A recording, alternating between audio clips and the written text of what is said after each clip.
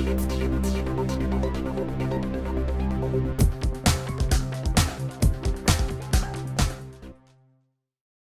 to bilingual e-lectures for Diploma Mechanical Engineering students. Subject Heat Power Engineering. Lecture number 2. இது வரைக்கும் நம்ம மெக்கானிக்கலுடைய properties எல்லாம் கொஞ்சம் பார்த்தோம். நெக்ஸ்ட்டு பார்க்கக்கூடியது ஸ்பெசிஃபிக் ஹீட் கெப்பாசிட்டி. போன கிளாஸில் பார்த்தோம் ஹீட்னா என்ன, அதில் Q is equal to M into C into change in temperature. அந்த C அப்படிங்கிறது என்ன, ஸ்பெசிஃபிக் ஹீட் கெப்பாசிட்டி. அதை பற்றி தான் இப்போ நம்ம படிக்க போகிறோம். What is mean by specific heat capacity? The amount of heat required to rise or lower the temperature of unit mass of a substance through 1 degree. It is denoted by symbol C. இதோட unit என்ன அப்படின்னா joule per kilogram kelvin or kilojoule per kilogram kelvin. அதாவது இதுக்கு என்ன meaning அப்படின்னா 1 kilogram mass இருக்கக்கூடிய ஒரு சப்ஸ்டன்ஸை எடுத்து 1 டிகிரிக்கு ஹீட் பண்ணுறோம், அல்லது அதாவது அதிகப்படுத்துகிறோம், டெம்பரேச்சரை இன்க்ரீஸ் பண்ணுறோம் அல்லது கம்மி பண்ணால் எவ்வளவு அமௌண்டான ஹீட்டு தேவையோ அதுக்கு பேர் தான் என்னது, ஸ்பெசிஃபிக் ஹீட் கெப்பாசிட்டி. அதாவது the amount of heat required to raise or lower the temperature of unit mass of a substance through 1 degree. 1 kilogram mass இருக்கக்கூடிய ஒரு சப்ஸ்டன்ஸை எடுத்து 1 டிகிரி டெம்பரேச்சருக்கு கூட்டவோ அல்லது குறைக்கவோ எவ்வளவு அமௌண்டான ஹீட்டு தேவைப்படுது, அதுக்கு பேர் தான் என்னது, ஸ்பெசிஃபிக் ஹீட் கெப்பாசிட்டி. அந்த ஸ்பெசிஃபிக் ஹீட் கெப்பாசிட்டியில் 2 டைப் இருக்குது. ஒன்று specific heat capacity at constant volume, இன்னொன்று specific heat capacity at constant pressure, அதாவது சிவி அண்டு சிபின்னு சொல்லுவோம். எப்படி ஸ்பெசிஃபிக் ஹீட் கெப்பாசிட்டியை சின்னு சொல்கிறோமோ அதே மாதிரி specific heat capacity at constant volume is denoted by CV. Same டெஃபினிஷனில் எந்த மாற்றம் கிடையாது, அதே same definition. The amount of heat required to rise or lower the temperature of unit mass of a substance through 1 degree when the volume remains constant. வால்யூமை கான்ஸ்டண்ட்டாக வச்சுட்டு 1 unit mass எடுத்து அதை 1 டிகிரி டெம்பரேச்சரை அதிகப்படுத்தவோ அல்லது குறைக்கவோ எவ்வளோ அமௌண்டான ஹீட்டு வேணுமோ அதுக்கு பேர் தான் என்னது, specific heat capacity at constant volume is denoted by CV. அதனுடைய கான்ஸ்டன்ட் வேல்யூ எவ்வளோ சொல்கிறாங்க அப்படின்னா சிவியினுடைய, அதாவது ஏர், அந்த சப்ஸ்டன்ஸ் 1 கிலோகிராம் மாஸ் அப்படிங்கிறது ஒரு ஏர் எடுத்துட்டோம் அப்படின்னா அதுக்கு constant CV for air is equal to 0.718 kilojoule per KG kelvin is a constant value. இதெல்லாமே என்ன, நம்ம ஃபஸ்ட் யூனிட்டில் நிறைய கான்ஸ்டன்ட் வேல்யூ எல்லாம் பார்க்குறோம். பின்னாடி லாஸ்ட்டில் அதை கன்க்ளூட் பண்ணும் பொழுது கான்ஸ்டன்ட் வேல்யூ என்னென்ன அப்படிங்கிறத நான் சொல்லுவேன். அப்போயும் இதில் இந்த சிவி வேல்யூ வரும். அதாவது CV is equal to constant value CV is equal to 0.718 kilojoule per kg Kelvin அப்படிங்கிறது இஸ் அ கான்ஸ்டன்ட். அப்போ நார்மலாக என்ன அப்படின்னா specific heat capacity at constant volume CV அப்படிங்கிறதுக்கு once again is repeated, the amount of heat required to rise or lower the temperature of unit mass of the substance through 1 degree when the volume remains constant. அப்படின்னா specific heat capacity at constant volume is denoted by CV. CV for air 0.718. அதே மாதிரி next specific heat capacity at constant pressure is denoted by CP. அப்படின்னா என்ன, அதே same definition. அங்கே என்ன, இதுக்கு முன்னாடி வால்யூத்தை கான்ஸ்டண்ட்டாக வச்சோம், இப்போ ப்ரெஷரை கான்ஸ்டண்ட்டாக வச்சுட்டு அதே definition, the amount of heat required to rise or lower the temperature of a unit mass of a substance through 1 degree when the pressure remains constant is denoted by CP. அதுக்கு என்ன அப்படின்னா ஏர் சப்ஸ்டன்ஸாக எடுத்தோம் அப்படின்னா அதனுடைய கான்ஸ்டன்ட் வேல்யூ என்ன அப்படின்னா CP is equal to 1.005 kilojoule per KG kelvin. சிபியினுடைய value எவ்வளவு, 1.005 கிலோஜூல் பர் கேஜி கெல்வின். அப்போ சிபியினுடைய வேல்யூ அதிகமாக இருக்குது, சிவியினுடைய வேல்யூ கம்மியாக இருக்குது. அதனால் CP is greater than CV அப்படிங்கிறது இஸ் அ கான்செப்ட். நெக்ஸ்ட்டு இதே மாதிரி என்ன அப்படின்னா நமக்கு கேஸ் கான்ஸ்டன்ட்னா என்ன? கேஸ் கான்ஸ்டன்ட் அப்படிங்கிறது தட் மீன்ஸ் இஸ் ஒரு கான்ஸ்டன்ட் வேல்யூ. அந்த கான்ஸ்டன்ட் என்ன சொல்கிறோம் அப்படின்னா specific heat at constant pressure minus specific heat at constant volume.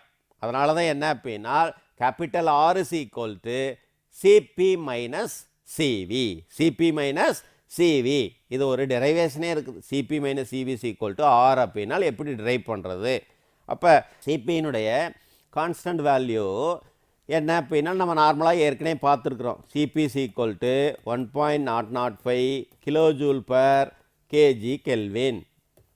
சிவியினுடைய value ஏற்கனவே படிச்சிருக்கோம் 0.718 கிலோஜூல் பர் கேஜி கெல்வின். அப்போ ஆர் அப்படிங்கிறது என்ன? It's a gas constant. அந்த கேஸ் கான்ஸ்டன்ட் அப்படின்னால் என்ன அப்படின்னா சிம்பிளான டெஃபினிஷன் என்ன அப்படின்னா the difference between CP and CV is known as a gas constant. அதனால தான் capital R is equal to CP minus CV. ஏன்னா சிபியினுடைய வேல்யூ அதிகம், சிவியினுடைய வேல்யூ கம்மி. அதனால் என்ன அப்படின்னா இதனுடைய வேல்யூஸ் எவ்வளவு அப்படின்னா 0.287 கிலோஜூல் பர் கேஜி கெல்வின். இதுவும் என்ன அப்படின்னா constant values. Next what is mean by work? Work is denoted by capital W. நார்மலாக நமக்கு ஒர்க் அப்படின்னால் என்ன? நம்ம ஃபிசிக்ஸில் ஏற்கனவே ஒர்க் டன் அப்படின்னு படிக்கிறோம். அந்த ஒர்க்கை தான் இங்கே சொல்கிறோம் அப்படின்னா ஒர்க் டன் அப்படிங்கிறதுக்கு the rate of change of momentum is known as a work. Rate of change of work done is known as a momentum is known as a work அப்படின்னு சொல்கிறோம். அதைத்தான் இங்கே என்ன அப்படின்னா displacement is distance by means of force work is ton.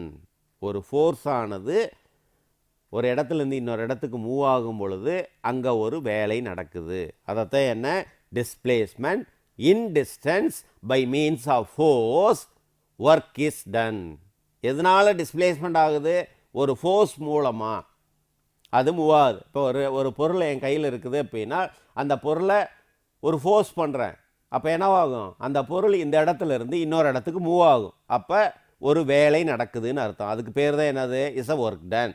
அப்போ work done is equal to W is equal to force into distance move F into D. அதனுடைய unit என்ன அப்படின்னா நியூட்டன் மீட்டர் ஆர் ஜூல்ஸ் அப்படின்னு சொல்கிறோம். Next mechanical work.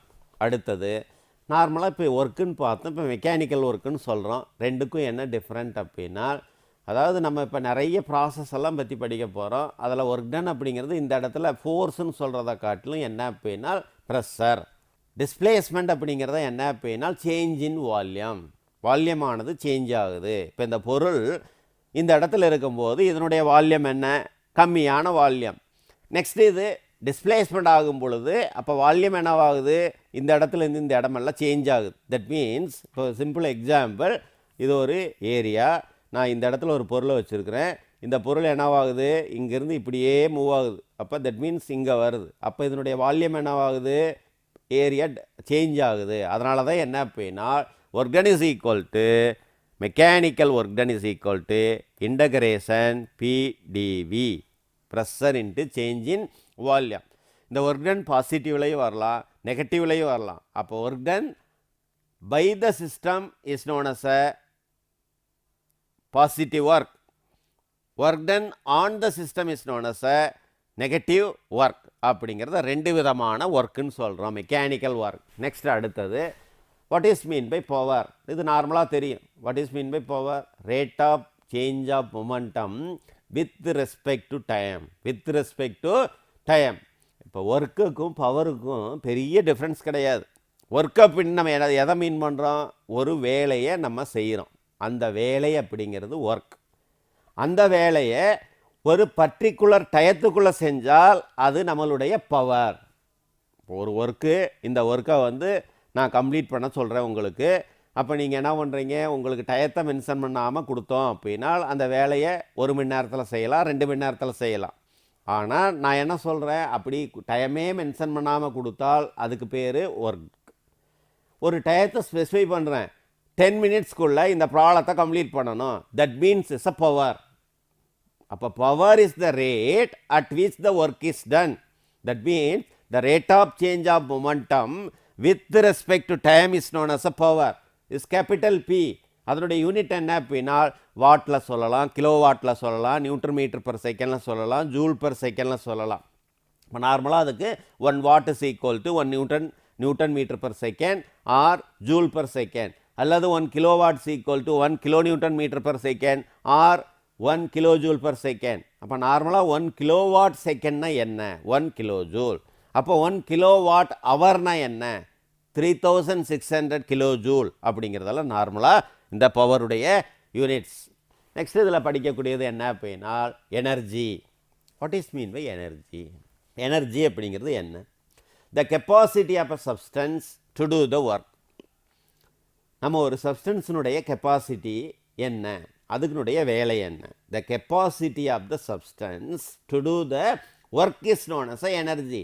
அதில் 2 major types of energy இருக்குது. ஒன்று store energy, இன்னொன்று டிரான்சிட் எனர்ஜி. ஸ்டோர் எனர்ஜி அப்படிங்கிறது என்ன அப்படின்னா, ஸ்டோர் எனர்ஜியை பொறுத்தளவுக்கு என்ன define? The energy which is contain within the system boundary.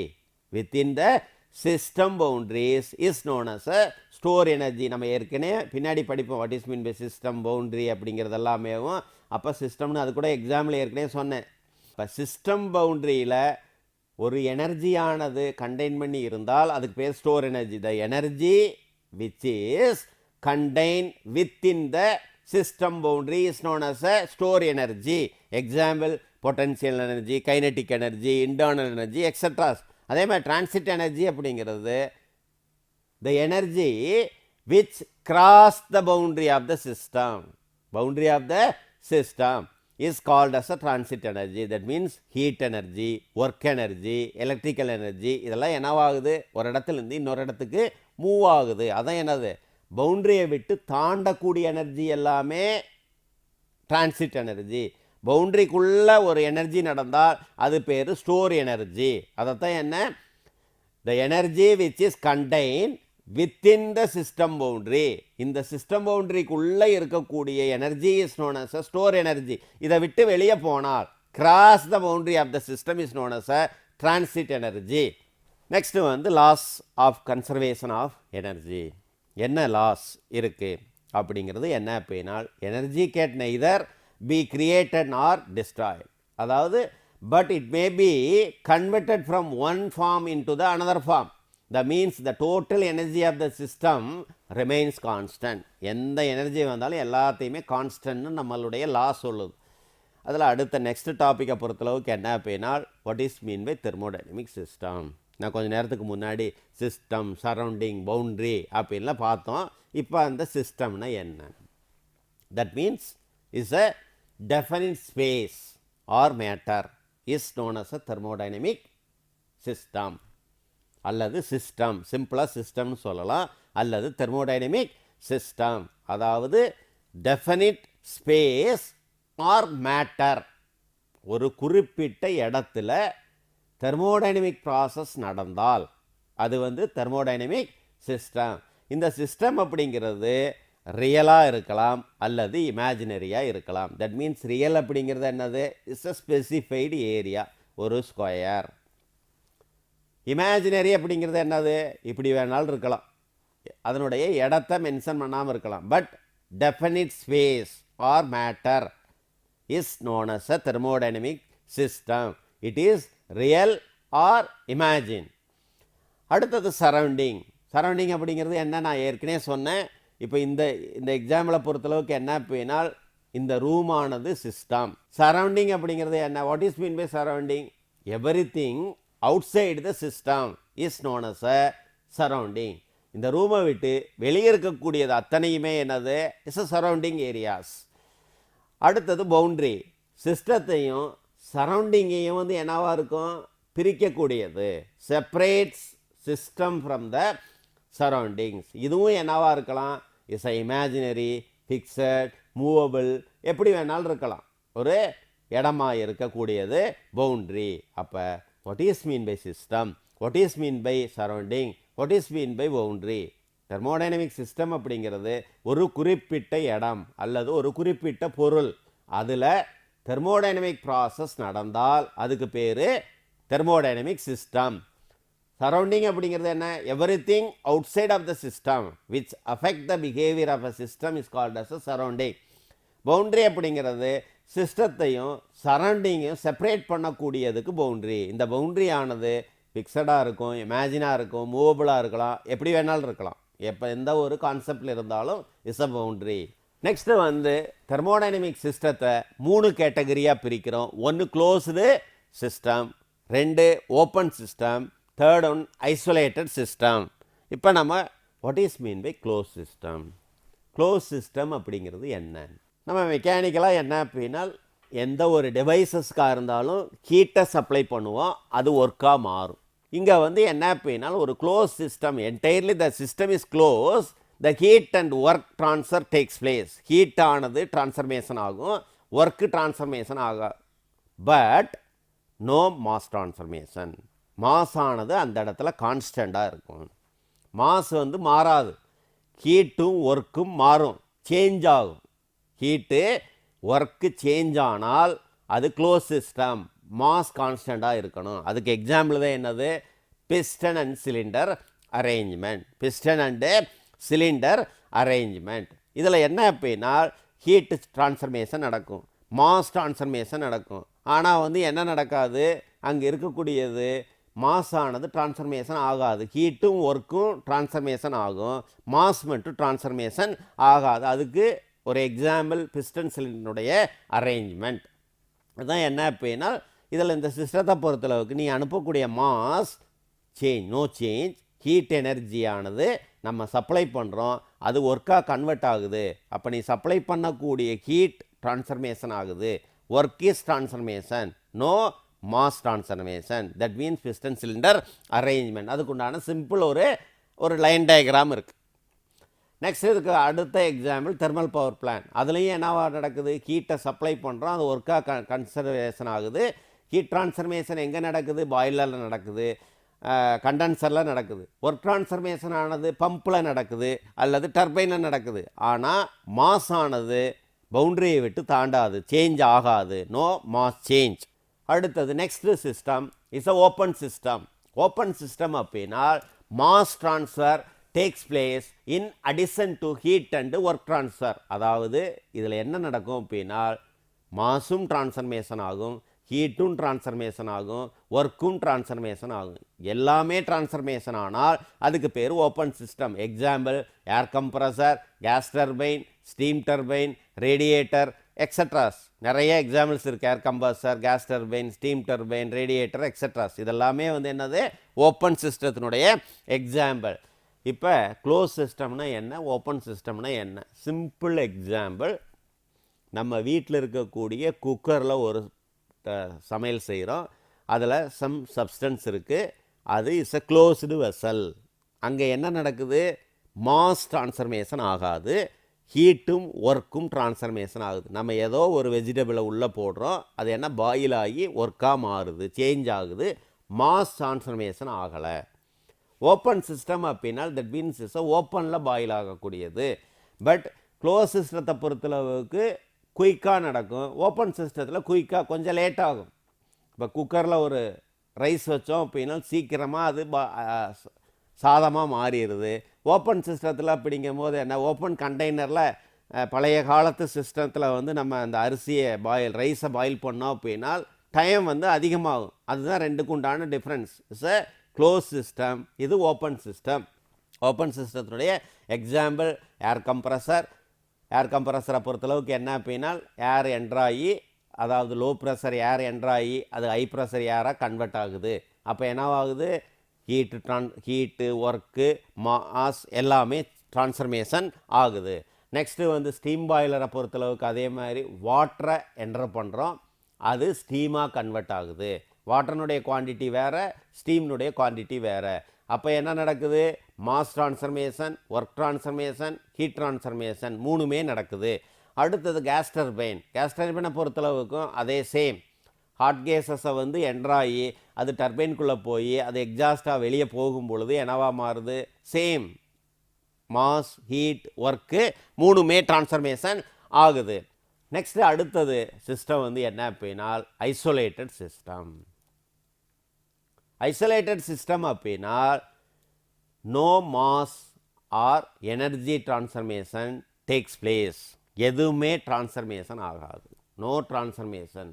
Mass heat work மூணுமே டிரான்ஸ்ஃபர்மேஷன் ஆகாமல் இருக்கக்கூடியது என்னது isolated system. Example entire universe, நம்மளுடைய யூனிவர்ஸ்.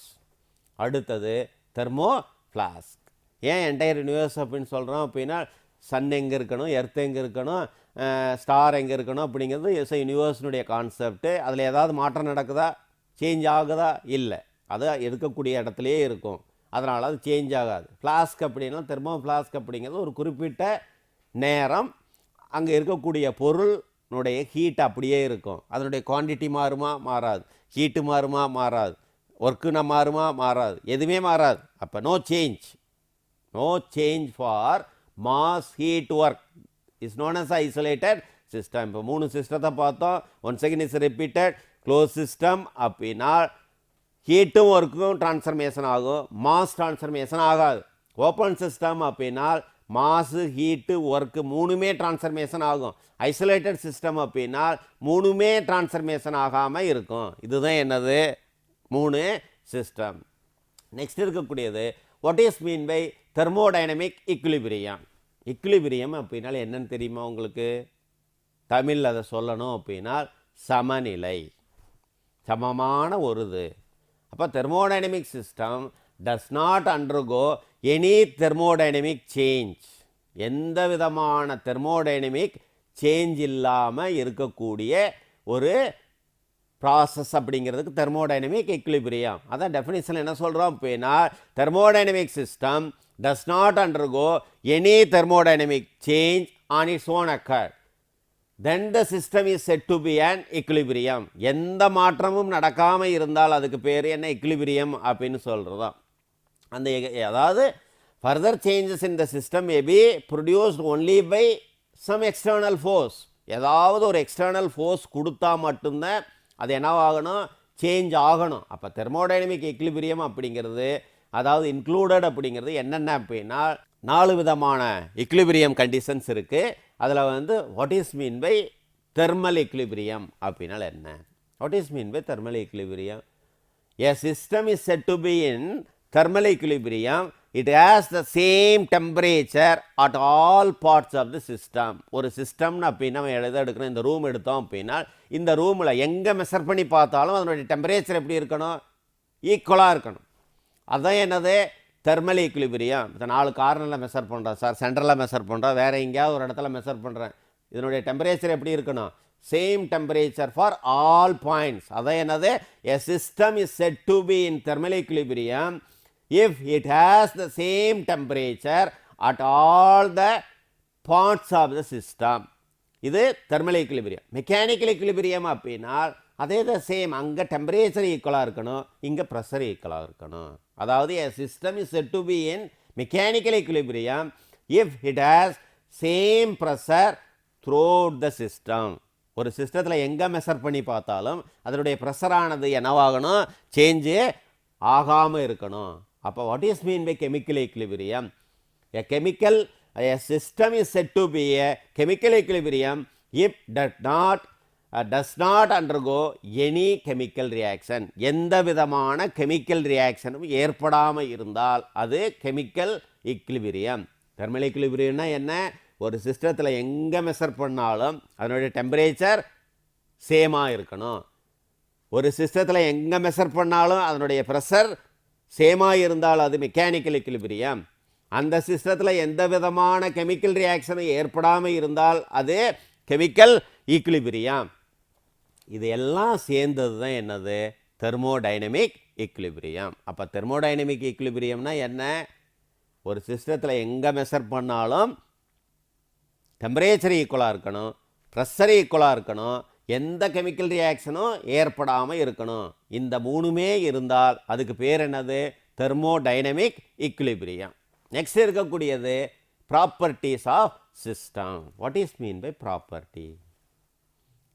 ப்ராப்பர்ட்டி அப்படின்னா any measurable characters of a system is called as a property. ஒரு சிஸ்டத்தினுடைய ப்ராப்பர்ட்டியை measure பண்ண முடியக்கூடிய கேரக்டரிஸ்டிக்ஸ் அத்தனையுமே என்னது is a property. Any measurable characteristics of a system is called as property. அந்த ப்ராப்பர்ட்டியை 2 டைப்பாக பிரிக்கிறோம். ஒன்று இன்டென்சிவ் ப்ராப்பர்ட்டி, இன்னொன்று extensive property. What is mean by intensive property? Intensive ப்ராப்பர்ட்டினா என்ன அப்படின்னா dependent on mass of a system. Dependent on mass of the system. Example pressure, temperature, energy இதெல்லாமே என்னது? அதாவது இன்டென்சிவ் ப்ராப்பர்ட்டி அப்படிங்கிறது என்ன அப்படின்னா do not dependent on mass of a system. Do not dependent on mass of the system. Example pressure, temperature, volume. அதாவது மாஸை பொறுத்து இல்லாத ப்ராப்பர்ட்டிஸ் எல்லாமே இன்டென்சிவ் ப்ராப்பர்ட்டி. எக்ஸ்டென்சிவ் ப்ராப்பர்ட்டினா என்ன? Dependent on mass of the system. மாஸை பொறுத்து இருக்கக்கூடிய ப்ராப்பர்ட்டி எல்லாமே extensive property. Volume, weight, density இதெல்லாம் ஏன் சொல்கிறோம்?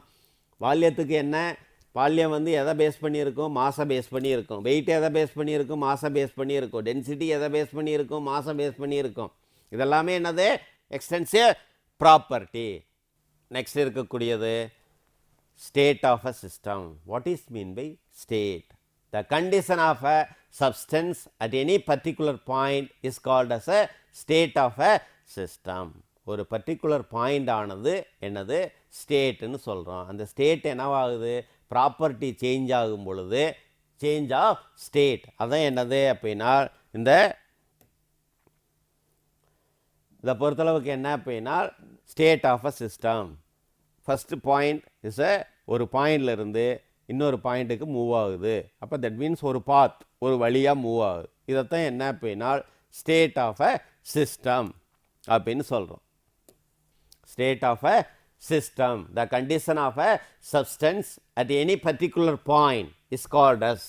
ஒரு particular point is known as a state of a system. அது வந்து என்னவாகுது? ஒரு இடத்துல இன்னொரு இடத்துக்கு சேஞ்ச் ஆனால் change of a state. Next வந்து என்ன அப்படின்னா லாஸ்ட் இருக்கக்கூடியது இந்த இதில் தெர்மோடைனமிக் ப்ராசஸ். தெர்மோடைனமிக் ப்ராசஸ் அப்படின்னால என்ன? ஏற்கனவே ஸ்டேட்னு பார்த்தோம். ஸ்டேட் அப்படிங்கிறது சிம்பிள் எக்ஸாம்பிள் ஒரு பாயிண்ட். அந்த பாயிண்ட் ஆனது இன்னொரு இடத்துக்கு மூவ் ஆனால் அதுக்கு பேர் என்னது? ப்ராசஸ். அதான் என்னது?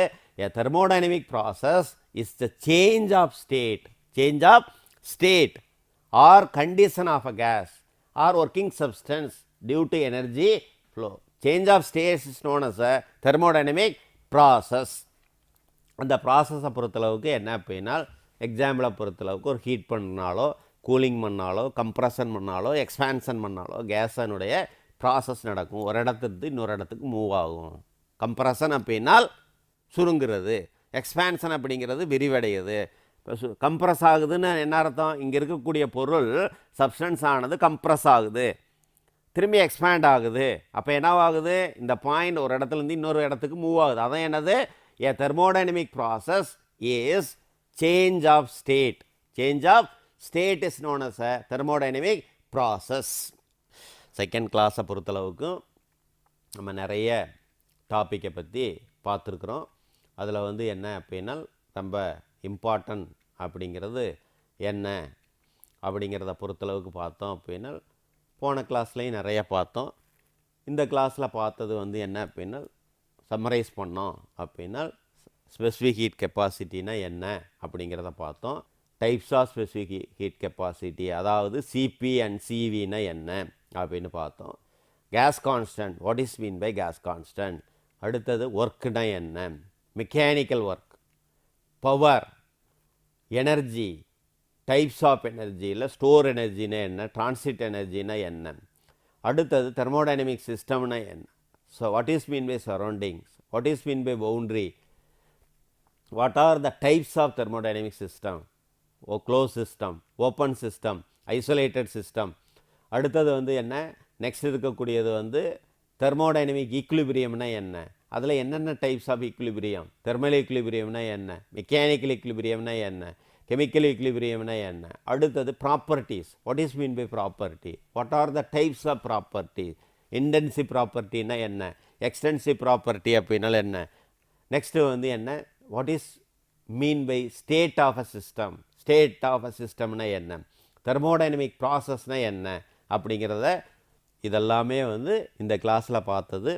இதெல்லாமே என்ன அப்படின்னா மேஜர் இப்போ நம்ம இதுக்கு முன்னாடி பார்த்த டாப்பிக்லேயும் இப்போ பார்த்த டாப்பிக்லேயும் பொறுத்தளவுக்கு என்ன அப்படின்னா மொரார்லஸ் 2 or 3 மார்க்ஸ் இருக்கக்கூடிய கொஸ்டின், சம் இம்பார்ட்டன்ட் கொஸ்டின்ஸ் இருக்குது. அது எப்போ சொல்கிறோம் அப்படின்னா எண்ட் ஆஃப் திஸ் யூனிட்.